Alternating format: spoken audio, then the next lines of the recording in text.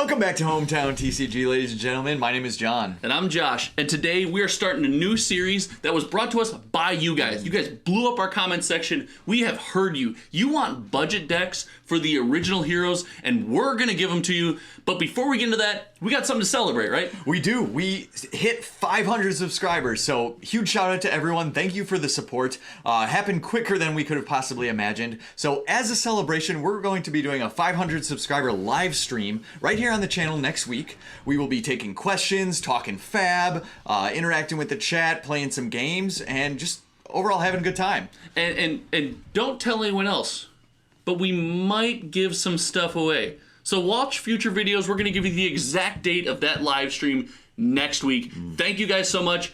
On to 750 and on to our first hero, which is Dorinthea. That's right. All right, so for Dorinthea, we have a couple rules. We have to say that it is still a budget deck, but it has to be competitively viable. So we're not going to have legendaries, but we want it to be strong. So we're not setting a monetary value on what it has to hit. Because if we're like, oh, $50, but to really take it to the next level is 60, we're willing to go there. Right. So let's look at this one. It is 5803. Yes, so for under $60, we got a deck that plays in this pod extremely well and will play at your Armory event extremely well. All right, so getting right into it, what would you say that this deck does well? I think Dorinthea just goes tall. Everyone knows she's a snowball machine. She's able to buff these attacks. She can get huge attacks. She's trying to attack twice a turn. And once she gets going, she's almost impossible to shut down.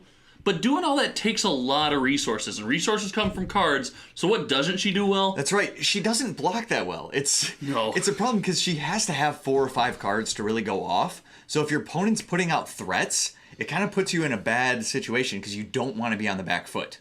Absolutely. So she does not block well. She goes tall extremely well. And that kind of starts at the weapon slot. And we are playing Dawnblade. And I think that's just the absolute best weapon for Dorinthea. Right. It gives you a hit effect, and that's just so much pressure. It forces your opponent to have to block you, or you go into that snowball. Absolutely. And we're moving on to the equipment. The core of our equipment on this build is going to be your Refraction Bolters and your Gallantry Gold.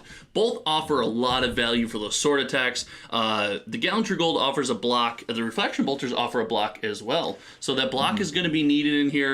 And then outside of that, we're running Hope Merchant's Hood and kind of your Iron Rot set. Exactly. So good value right there. But now getting into the meat and potatoes of the deck. Okay. So Dorinthea wants to do 2 things, right?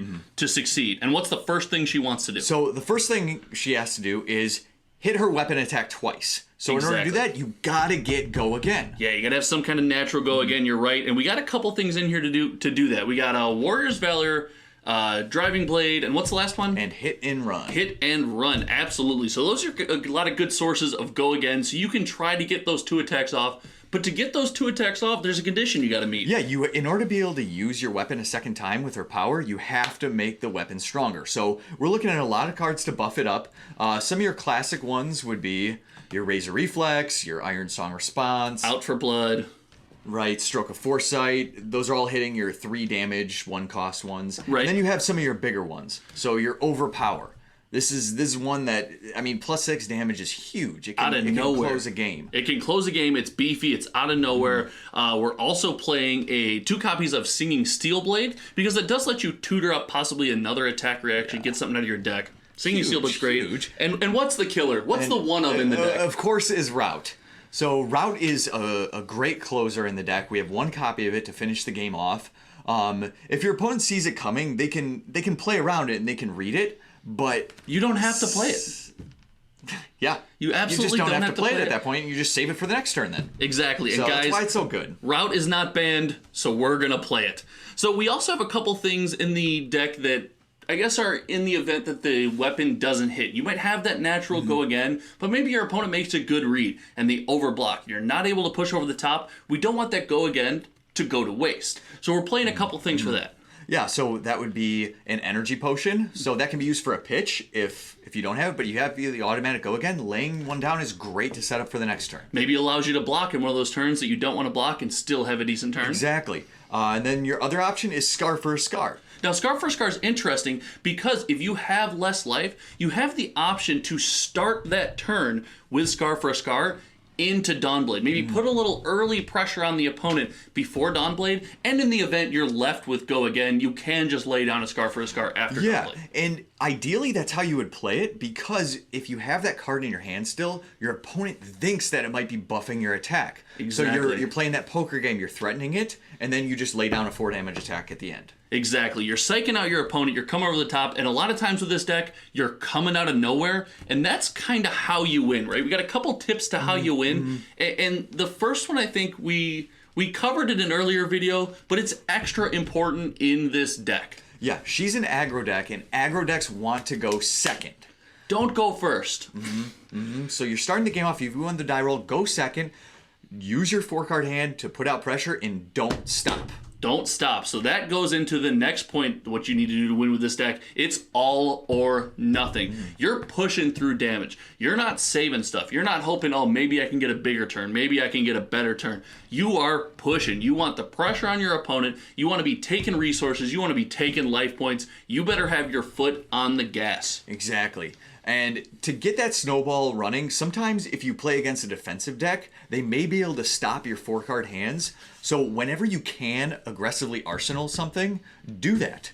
Yes. If they block you out, aggressively arsenal one of your good cards and go over the top of them the next turn. Wait for that good hand, right? And that finally comes to our last point with how to win. You definitely want to try to finish with route. Your opponent's going to start to get the rhythm of the game. They're going to see your attack reactions coming, but the one of route can be something that catches them off guard to push through the last couple damage. Exactly. If you get it early, it's better to just pitch it to the bottom of your deck and save it for the end of the game. Let that bad boy come back around and surprise him with it later. So this is our budget Dorinthea build. You will see the deck list in the description below this video. What do we think as far as the pod, the Welcome to Wraith Heroes? Where do we think this deck stands? Man, it is super strong. I'll say this. Someone like Bravo can do well against this deck. I think Bravo has a good matchup against it. Right. But you have to have experience against it. And that's, if you're playing against it, get a lot of games in to learn how to do it. Play against this deck, no matter how many times you lose to the surprise attack reactions. You got to start to get that rhythm. And if you're playing this deck, same thing goes for you. You got to get this rhythm. You got to start to learn to feel out your games. And once you get there, you're going to win some games. You might even win some armory events. And this deck's going to cost you under $60. So in my book, that's a win-win-win. Love it. Love it. Love man. it. So give it a try. But until then, my name is John. And I'm Josh, and we'll see you in the rest of this series. See you around.